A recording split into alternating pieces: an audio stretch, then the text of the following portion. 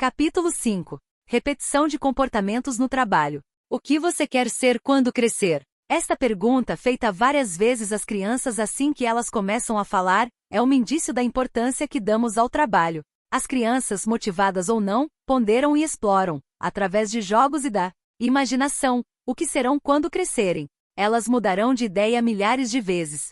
Copiarão os pais ou então rejeitarão suas escolhas. Podem querer imitar uma estrela da TV, ou depositar sua esperança em ser o melhor, o maior jogador de basquete de todos os tempos, mesmo com apenas 90 centímetros de altura. As crianças têm sonhos grandiosos. Primeiro, vou ser um atleta olímpico porque sou um bom nadador. Então, depois vou ser advogado, irei para Washington e mudarei todas as leis que não funcionam. Ou serei uma estrela do rock, e depois um jogador de futebol, mas não quero ser médico, porque eles trabalham demais. Quero ser veterinário porque adoro animais e meu cachorro está doente. As crianças veem o mundo por meio de suas limitadas lentes, e geralmente enxergam e nos transmitem algumas coisas surpreendentes e uma percepção impressionante da realidade. Tal percepção é geralmente uma compreensão do modo de seus pais se relacionarem com o mundo e suas ocupações. Então, de que maneira as crianças poderão encontrar satisfação em um esforço que possivelmente consumirá boa parte de sua vida futura? O trabalho será apenas um meio de ganhar a vida, ter um contra-cheque, sobreviver financeiramente? Ou será uma maneira de enfrentar desafios, de crescimento e de realização pessoais? Se o indivíduo tiver sorte e talvez sabedoria, poderá escolher um trabalho que seja adequado à sua personalidade, às suas necessidades mais profundas. Já foi dito que a verdadeira maturidade começa quando há satisfação no amor e no trabalho. Mas qualquer que seja o emprego, da escolha ou não da pessoa, o trabalho geralmente pressupõe interação com os outros, mesmo atualmente quando muitas das tarefas são realizadas fora do local de trabalho. Ainda é preciso se relacionar com chefes, colegas, consumidores ou clientes. Sabemos que, independentemente da competência pessoal, da eficiência na realização do trabalho, do prazer pelo trabalho em si, podem surgir problemas, quase sempre surgem, quando qualquer um de nós interage com outras pessoas. Procuramos por fim a uma questão rapidamente em nome da paz e da harmonia? Somos competitivos, empenhados em derrubar os outros? Temos ideias preconcebidas, expectativas inconscientes de que aqueles com quem trabalhamos serão cooperativos, tirânicos ou submissos. Será que os outros estão querendo nos derrubar? O sucesso e a satisfação no emprego, às vezes, têm menos a ver com competência e mais com relacionamentos interpessoais. Muitos de nós conhecem pessoas competentes que foram remanejadas porque irritavam aqueles com quem trabalhavam. Muitos de nós conhecem pessoas brilhantes e talentosas que não foram além de um certo nível por sua inabilidade em entrosar-se com chefes ou colegas. Algumas dessas pessoas pulam de emprego em emprego culpando os colegas de trabalho por suas dificuldades. No entanto, elas migram para novos empregos e se veem envolvidas novamente no mesmo tipo de problema.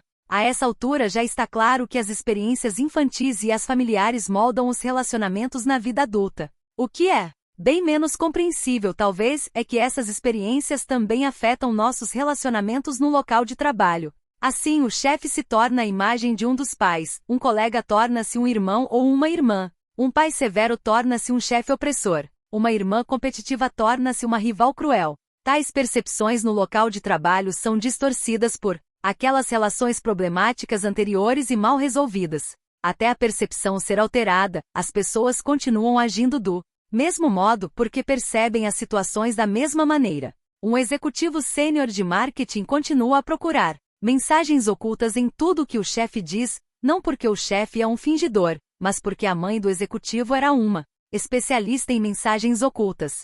Levamos as nossas experiências pessoais para o trabalho. Podemos trabalhar duro e ser competentes, mas levamos nossa personalidade, nossas histórias, nossos relacionamentos anteriores com pessoas significativas e, como a essa altura você já deve saber, geralmente tendemos a repetir aqueles relacionamentos no local de trabalho. Exatamente como levamos uma bagagem para a vida a dois, levamos bagagens do passado para o local de trabalho.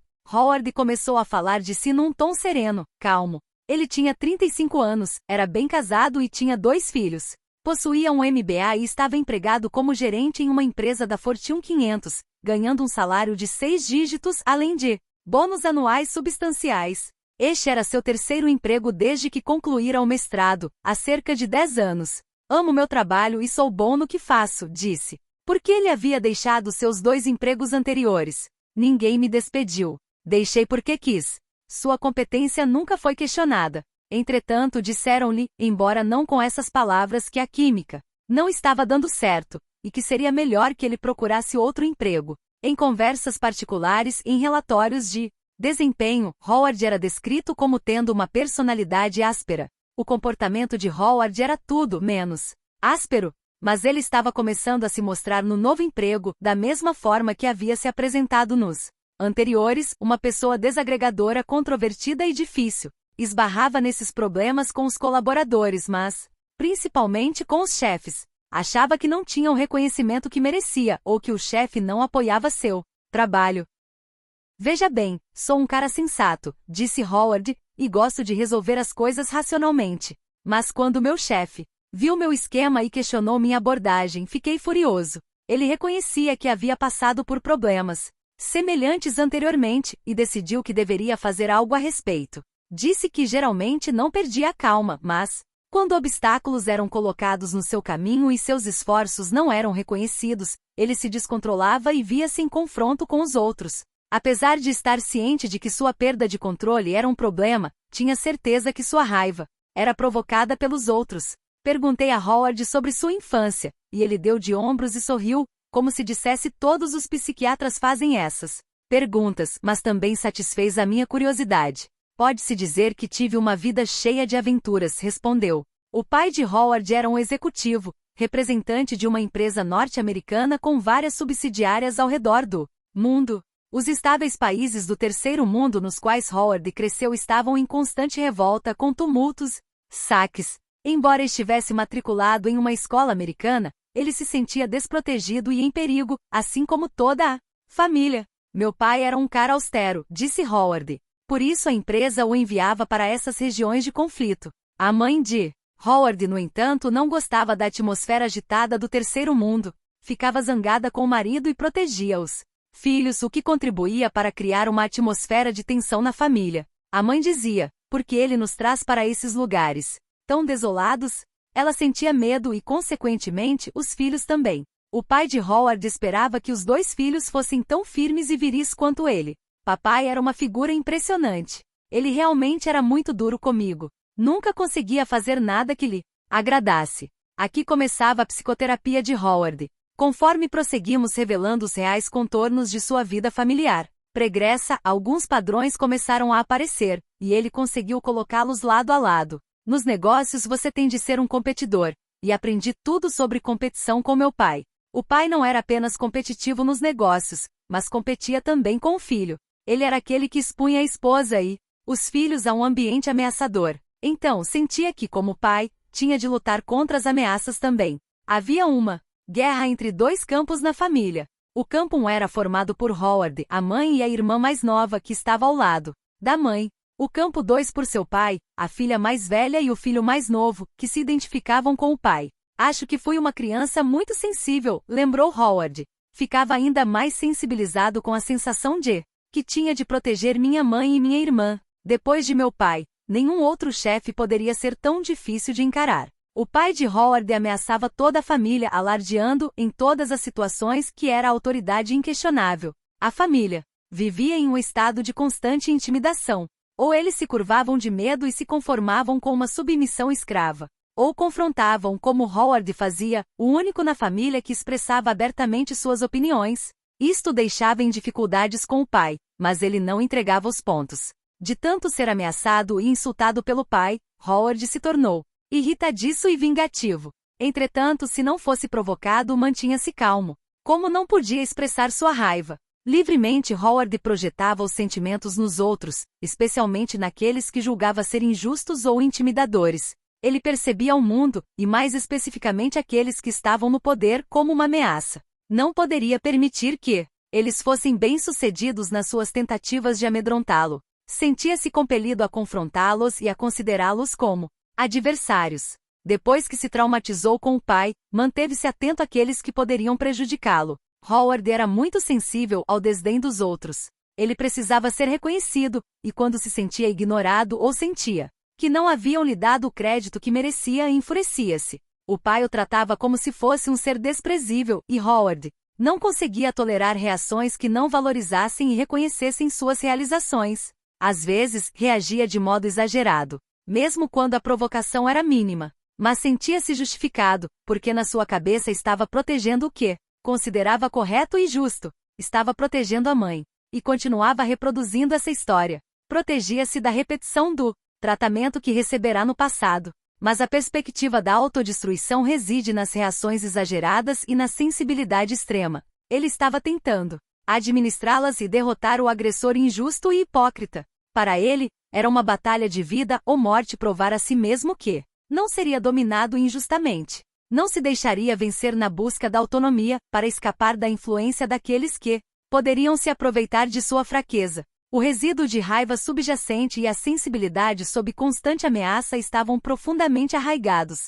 Howard precisava se relacionar com alguém que o considerasse numa posição de autoridade, mas que não estivesse interessado em intimidá-lo. Precisava de alguém que pudesse entendê-lo e a sua aflição. E foi isso que procurou num terapeuta. Na relação com alguém capaz de ouvi-lo livre de julgamentos, pôde perceber a natureza repetitiva de seu comportamento no local de trabalho. Conseguiu entender e trabalhar sua hostilidade para com o pai. Conforme sua relação com o pai tornava-se menos importante para ele, conseguia lidar mais imparcialmente com os desafios, embora ainda não pudesse suportar aqueles que o humilhavam agressivamente.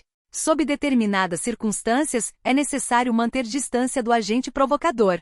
Howard escolheu procurar uma posição onde pudesse estar fora do local de trabalho, distante do chefe, para aliviar o constante aborrecimento e a provocação do contato face a face. Gradativamente, conseguiu se relacionar com figuras em posição de autoridade de uma maneira mais apropriada. Foi capaz de aceitar o fato de que poderia ter ido mais longe na carreira, se não tivesse de carregar consigo o peso de suas iras e ressentimentos. Mas ele estava grato por ter conseguido lidar mais facilmente com aqueles indivíduos investidos de autoridade. Arthur era contador, dos mais bem-sucedidos em seu ramo, uma área da contabilidade que exigia atenção em cada detalhe. Arthur era uma pessoa precisa e meticulosa, e tais traços de personalidade eram recursos valiosos em sua ocupação. Ele foi aprovado em uma série de exames para se tornar um especialista na profissão. Trabalhava duro e os resultados de seu trabalho eram excelentes. Entretanto, constantemente entrava em conflito com aqueles que eram negligentes, que cometiam erros, que não trabalhavam tanto nem tão arduamente ou cuidadosamente quanto ele. Com uma forte e justificada indignação, criticava os colegas de trabalho e chefes que não eram tão competentes e diligentes quanto ele, mas mesmo assim, ocupavam posições mais importantes. Pequenas coisas deixavam-no furioso. Ele perdia a paciência com desfeitas hipotéticas, o que o colocava repetidamente em conflito com os outros. Ao mesmo tempo, era muito sensível ao menor sinal de que não estava sendo apreciado pelo que fazia. Sentia-se uma vítima, um mártir, aquele que se sacrificava em nome de todos. Sentia-se cronicamente subjugado e sobrecarregado, como se fosse sua responsabilidade e somente sua fazer o trabalho corretamente.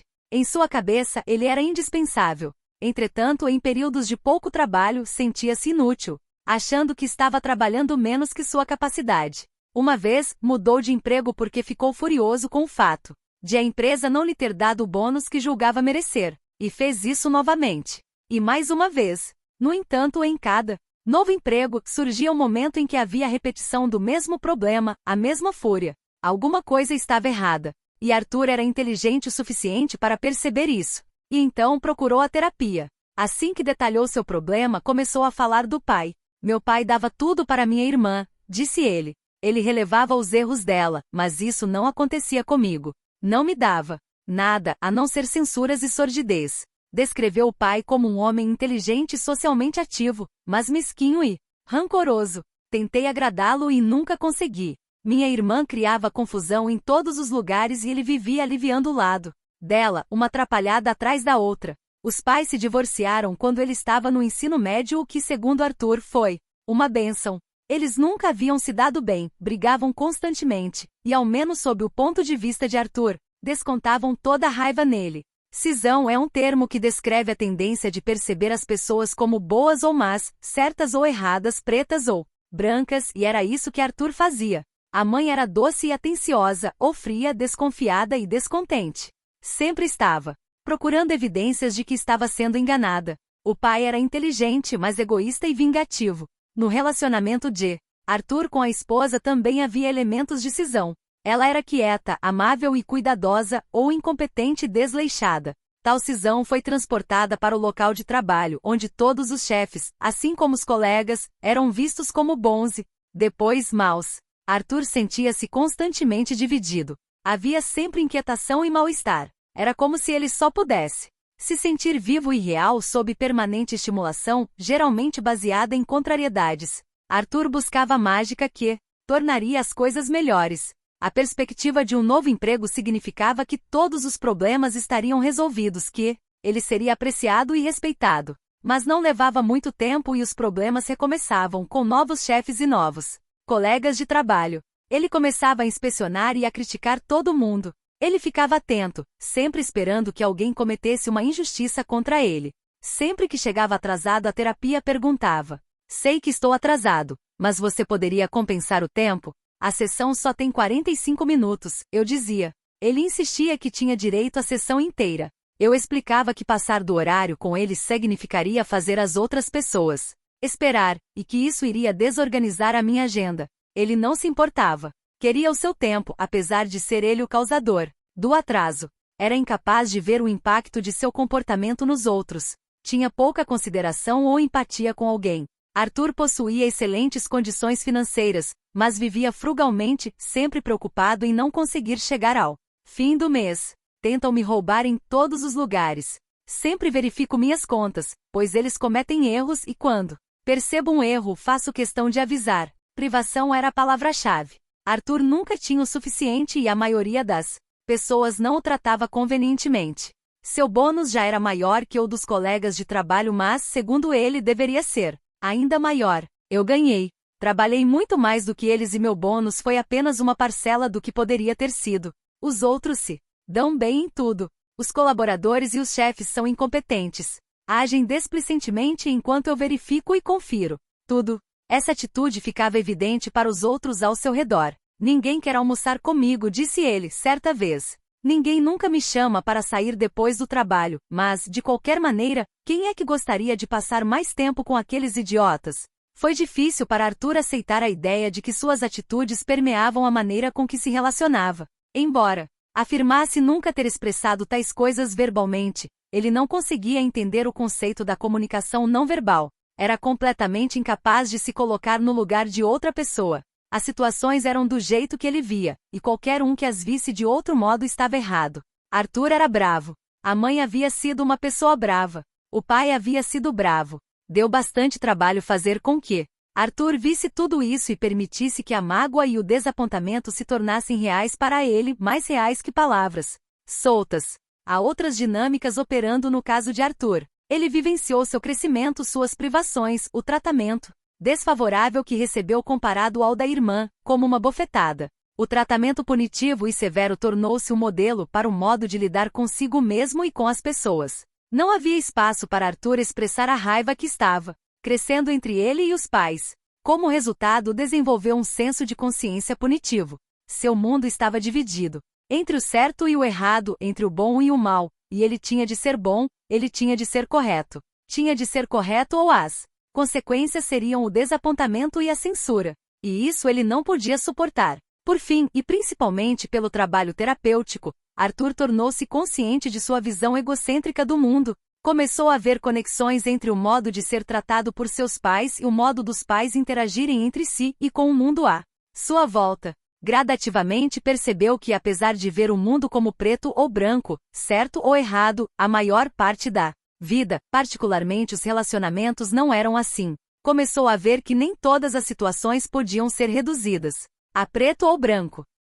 Um grande momento de mudança aconteceu enquanto Arthur falava, de maneira bastante impetuosa, do chefe. Fiz um parênteses com o seguinte comentário: "Minhas interpretações podem não ser sempre precisas, mas a sua reação ao seu chefe pode ser vista de um modo diferente do qual você a vê. O que você quer dizer?" Você não sabe se está certo ou não? Perguntou. Não respondi. Você não sabe o que está fazendo? Perguntou. Como posso confiar em você se seus comentários não estão corretos? Tento entendê-lo, mas nem sempre é fácil, disse. Arthur ficou chocado. Ele nunca levou em consideração essa possibilidade. Nunca pensou em olhar para os relacionamentos de outra forma que não fosse a sua. Era extremamente autocentrado e eu apontei-lhe isso. Você se defende contra possíveis críticas fechando-se contra pontos de vista alternativos. Você tende a acreditar que está certo, porque vê as coisas como certas ou erradas, sem considerar outras possibilidades. No seu ponto de vista, você tende a estar certo, porque se não estiver certo, então estará errado, e isso o deixará vulnerável a julgamentos negativos. Mas ao ver as coisas do seu modo, você exclui a possibilidade de pontos de vista alternativos. Nenhum de nós, nem você nem eu, está certo o tempo todo. Acrescentei também que para mim, essa necessidade de estar sempre certo expunha, de fato, sua intensa dependência.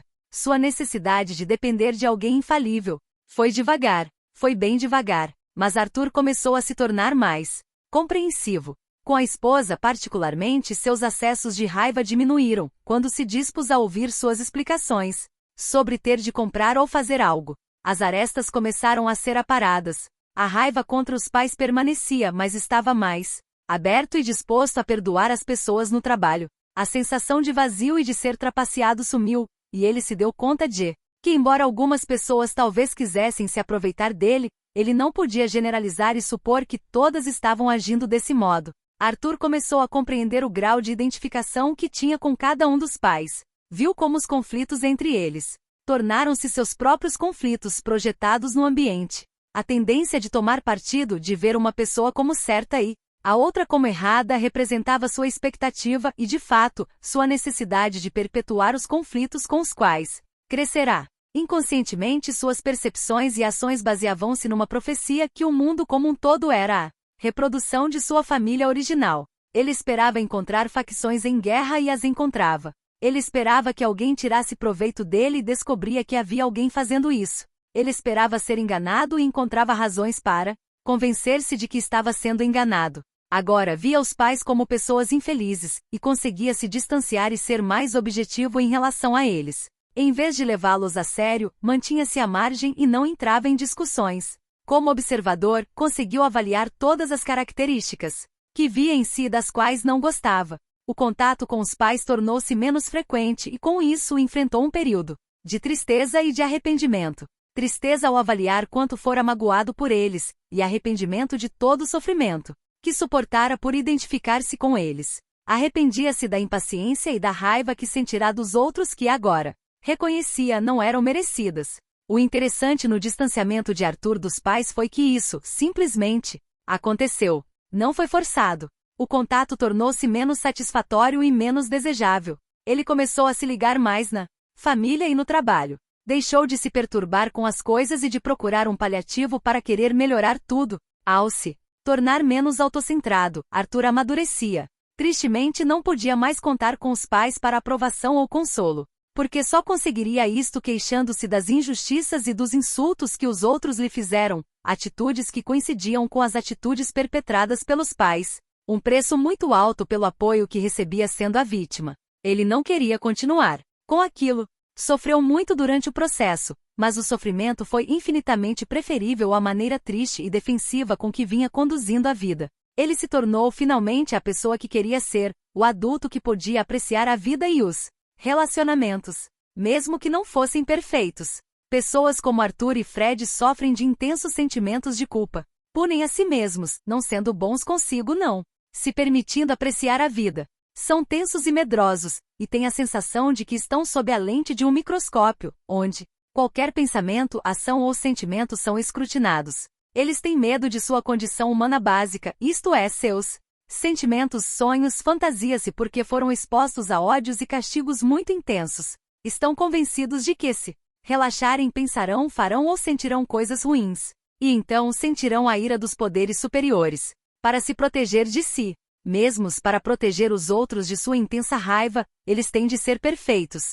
Por causa desse estado de tormento e tensão, veem-se em situações nas quais o castigo temido às vezes torna-se realidade. A tensão causa cansaço corporal manifestado na forma de queixas físicas. A tensão causa problemas com os outros. O comportamento passivo-agressivo também pode ser manifestado levando pessoas a se ofender por coisas que são ditas ou feitas. O indivíduo não consegue entender por que os outros o evitam, já que não percebe a natureza hostil de seu comportamento. Ele se considera inocente. Assim, o medo do castigo provoca justamente o acontecimento temido. Há outra reação, entretanto, para esse medo de um castigo severo, que é quase o oposto disso, um comportamento desafiador, rebelde e arriscado. Tais indivíduos não se importam com o que os outros sentem, expressam seus sentimentos, sem considerar as consequências. O resultado é que essas pessoas veem-se repetidamente em apuros, mas sentem-se justificadas. Vale lembrar que Fred tentou agradar os exigentes e punitivos pais até desistir de tudo. Começou a se comportar de maneira desafiante e possivelmente perigosa, prestes a fazer coisas que poderiam ter causado uma devastação em sua vida. Felizmente conseguiu perceber seu comportamento. Ele, assim como Arthur, conseguiu mudar. Ambos conseguiram lidar com os maus tratos que receberam e também com a raiva resultante. Samantha tinha uma história totalmente diferente. Para começar, há duas coisas dignas de nota em Samantha. Primeiro, era uma mulher impressionantemente bonita. Segundo, não tinha a menor ideia disso. Eu nunca tinha encontrado tamanha discrepância entre as percepções externa e interna de alguém. Ela me procurou por uma questão bastante prática. Estou tendo problemas para priorizar meu tempo, minhas tarefas, meus objetivos, disse, assim que se instalou no meu consultório. Talvez você possa me ajudar a elaborar uma lista diária de coisas a fazer, para eu ter certeza de que estou conseguindo cumpri-las. Minha casa é uma bagunça. Há papéis por todo lado. Não consigo suportar isso, e meu marido também não. Pareceu-me que esse era um pedido estranhamente limitado. Pensei que algo relativamente simples como aquilo não iria desconcertar uma mulher com a inteligência e cultura de Samantha. Aos 40 anos, ela estava se saindo bem no emprego na área de marketing de uma das corporações da Fortune 500. Formou-se em uma boa universidade e em uma boa escola de comércio, e depois de enfrentar uma competição acirrada, conseguiu um emprego em uma grande e poderosa empresa. Alguns de seus trabalhos haviam sido brilhantes, mas ela percebia que, apesar de suas boas avaliações e dos bônus respeitáveis, outras pessoas estavam sendo promovidas a cargos mais altos que o seu. Embora não fosse de modo explícito, ela recebia a mensagem de que seu trabalho não estava tão organizado quanto deveria. Quando comecei a investigar mais profundamente seu passado e sua infância, Samantha impacientou-se. Ela queria se fixar no problema que tinha em mãos, o que, para ela, era a administração do tempo. Ora, alguns pacientes são assim. Isso acontece devido ao simples fato de a assistência médica administrada ter encorajado as pessoas a reduzir seus problemas de saúde mental em pequenas partes, para que possam ser focados especificamente e corrigidos com presteza. Além disso, nesses pacientes, a pressão vem de dentro. Eles querem definir e controlar o problema, para evitar uma investigação mais profunda. E muitos terapeutas de diferentes correntes concordam com isso.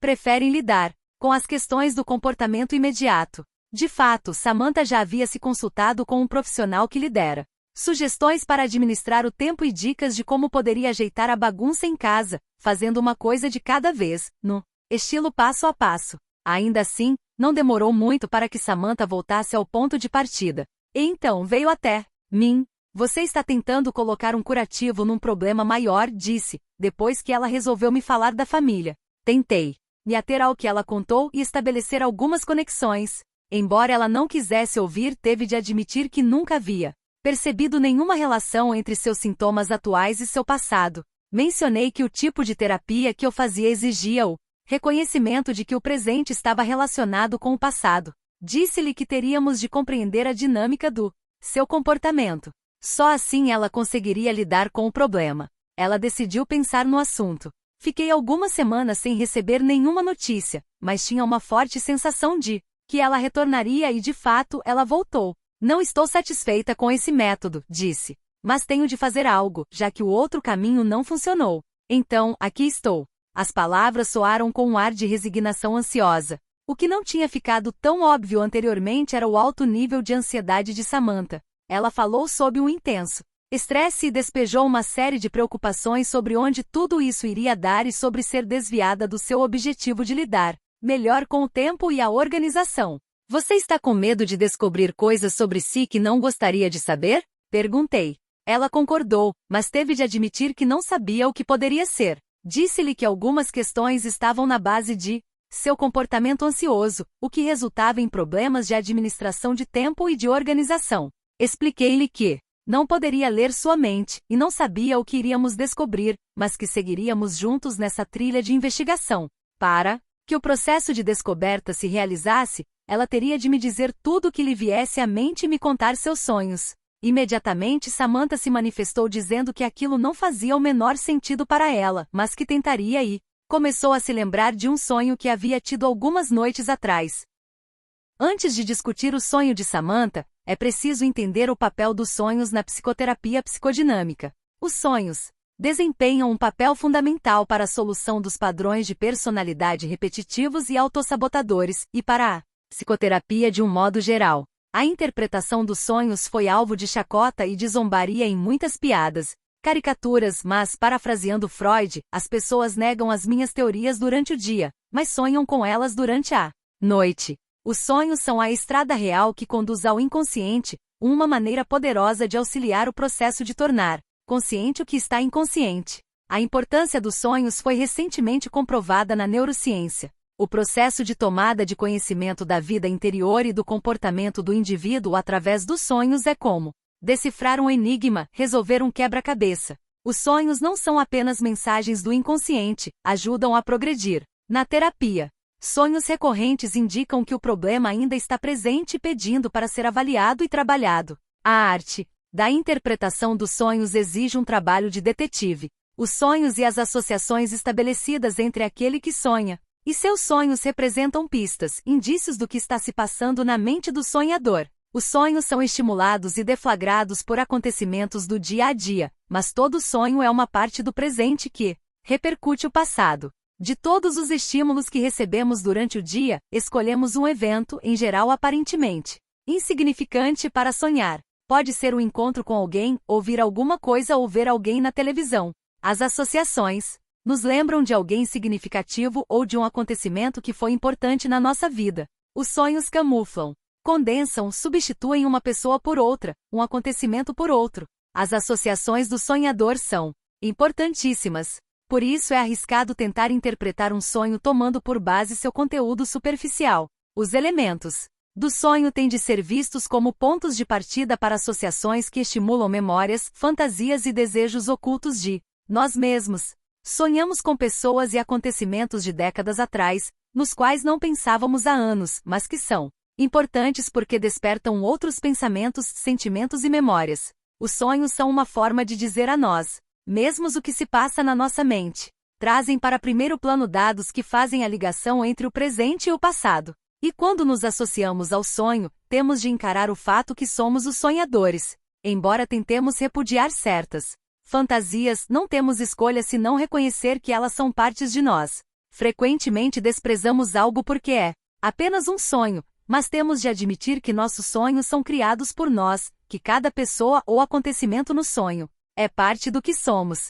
Não podemos negar que esses pensamentos estão vindo de dentro de nós. Não estou falando do conteúdo superficial do sonho, mas das associações, pensamentos e sentimentos que surgem da análise e do reconhecimento do sonho em todas as suas ramificações. Alguns sonhos são apavorantes, enquanto outros são suaves. Alguns são engraçados, enquanto outros expõem medos e ansiedades profundamente enraizados. Tudo que aflora por meio do sonho indica em que posição estamos em relação a nosso pensamento e a nossos relacionamentos. Quanto mais os sonhos se tornam acessíveis ao frescor da análise, mais úteis eles são, como se estivéssemos revelando segredos que surpreendessem até mesmo a nós, os sonhadores. Sabemos que se esses segredos permanecerem ocultos, as mudanças dificilmente ocorrerão. Quando os segredos são revelados, por mais embaraçosos ou vergonhosos que sejam, passamos a nos conhecer muito mais. Quantas vezes um novo paciente se recusou a expor suas fantasias e sonhos, no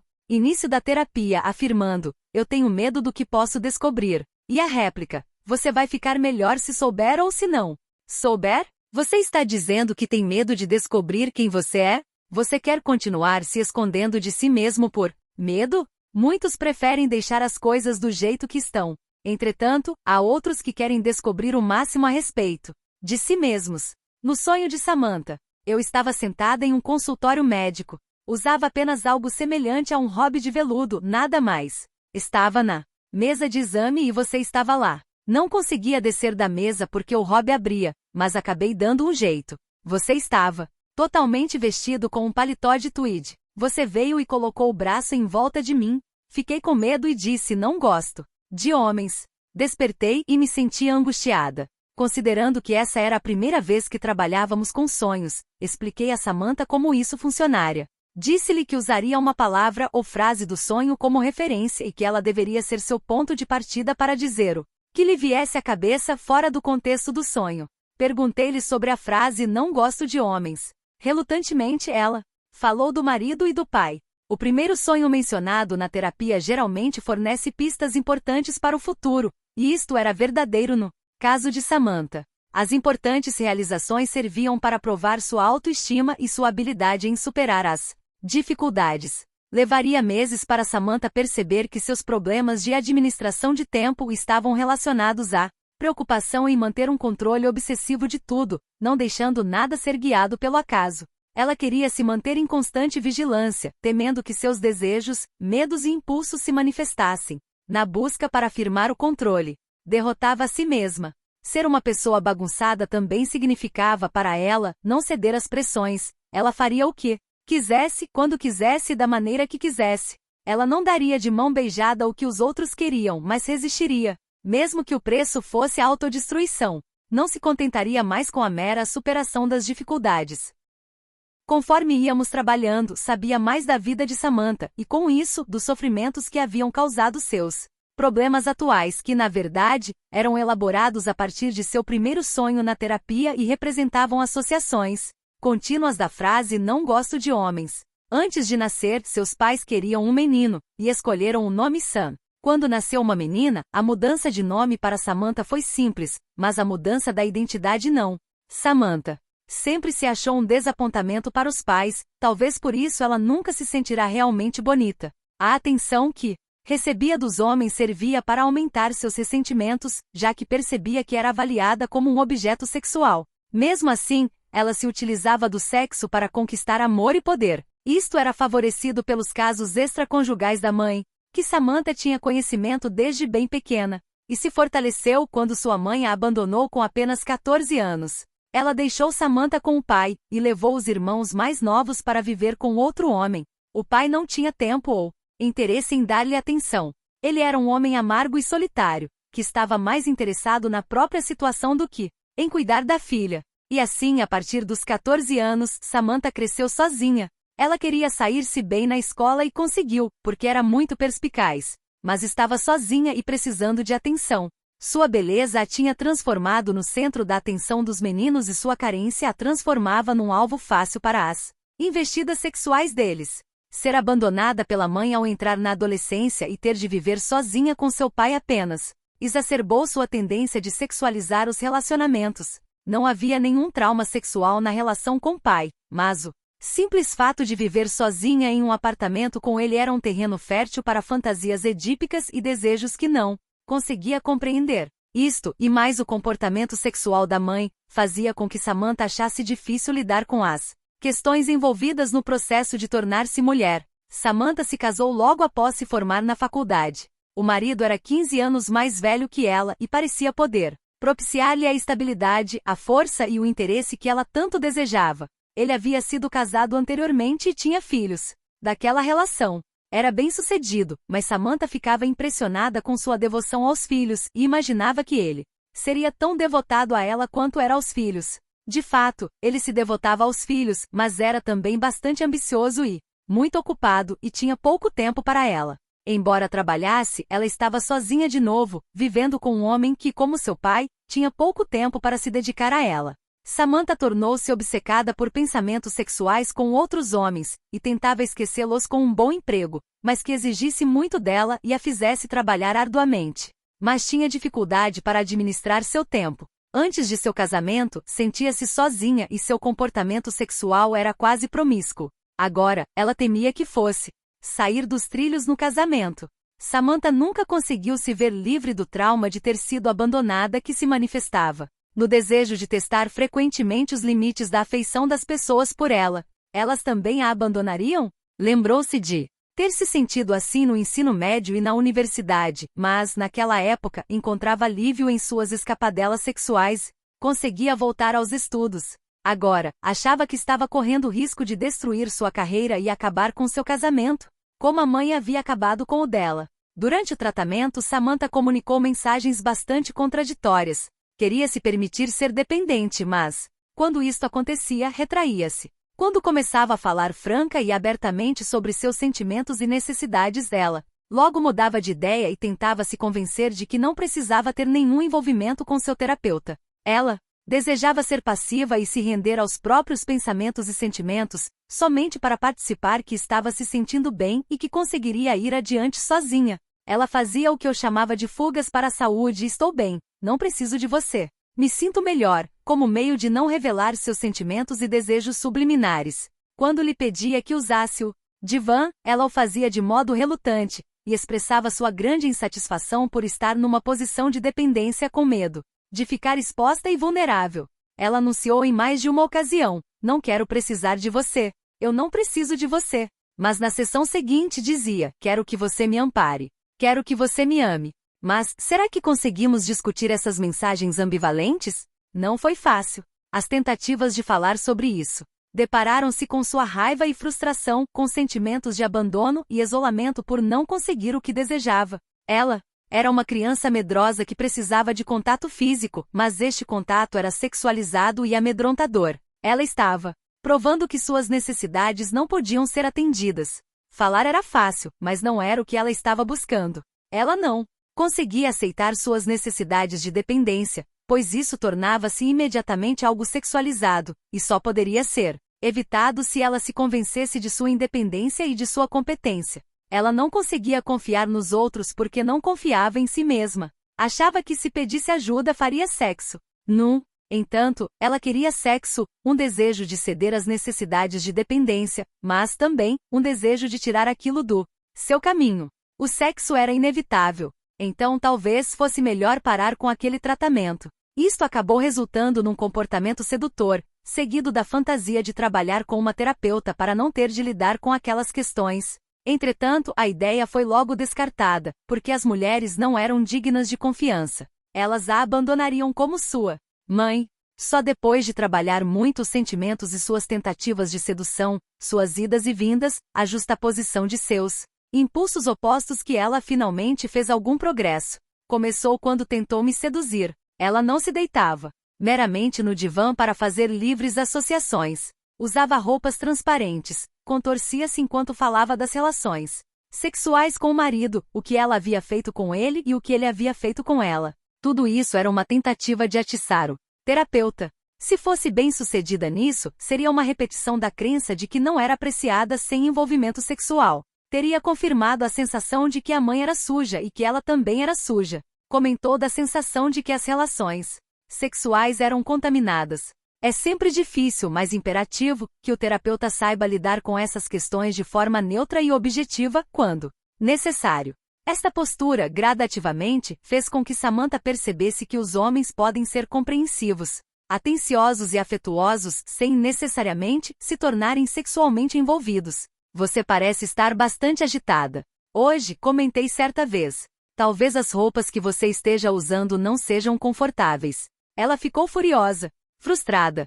Foi a única vez que suas maquinações sexuais ficaram explicitamente expostas como uma manobra de provar que nenhum homem era digno de confiança, e mais importante, que ela mesma não era digna de ter uma relação afetiva que não culminasse em sexo. Ela podia ser apreciada pelo que era sem ambivalências e sem que nenhuma exigência lhe fosse feita.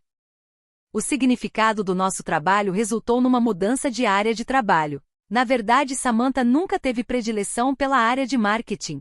Agora queria trabalhar com pessoas, especialmente com garotas adolescentes, já que certamente sabia, melhor do que ninguém, que tipo de problema aquelas meninas podiam ter. Queria ser assistente social, mas isso significava ter de voltar a estudar, sem problema algum. Quando voltou ao meu consultório depois de vários anos, apenas para um check-up, como ela mesma definiu, já estava formada e mais feliz em sua nova carreira. Ela também não tinha mais problemas com a administração do tempo.